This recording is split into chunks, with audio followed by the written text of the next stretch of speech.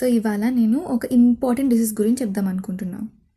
Okay, దాని పేరు hypochondriac. So మన ఫ్రెండ్స్ గ్రూప్లో కంపల్సరీ ఒక్కరైనా ఈ డిసీజ్తో ఉంటారు, ఒక్కరైనా కంపల్సరీ ఉంటారు. ఏం చేస్తారు వీళ్ళు? అర్ధరాత్రి 2 గంటలు కాల్ చేసి నిద్ర పట్టట్లేదు చంద్ర, నాకు బ్రెయిన్ ట్యూమర్ ఏమో, మెనింజైటిస్, ఇది అది అంటారు. ఒక్క నిద్ర పట్టకుండా ఉండడానికి హార్ట్ని రిలేట్ చేస్తారు, బ్రెయిన్ని రిలేట్ చేస్తారు, లంగ్స్ని రిలేట్ చేస్తారు, క్యాన్సర్ దగ్గరికి వెళ్తారు. ఇంకో టైప్ కూడా ఉన్నారు మన ఫ్రెండ్స్లో, ChatGPT దగ్గరికి వెళ్తారు. కోల్డ్ కఫ్, ఇవే 2 symptoms. Cold cough 2 symptoms. ChatGPT దగ్గరికి వెళ్ళి నాకు కోల్డ్ కఫ్ వస్తుంది, ఏం డిసీజ్ అని అడుగుతారు.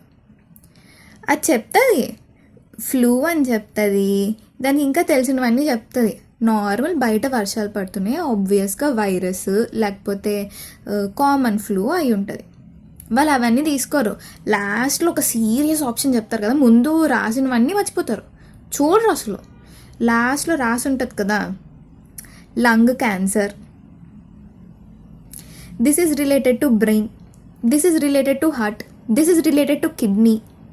సరే కిడ్నీ తీసేస్తాను వచ్చి అంటాను. హైపోకాండ్రియాక్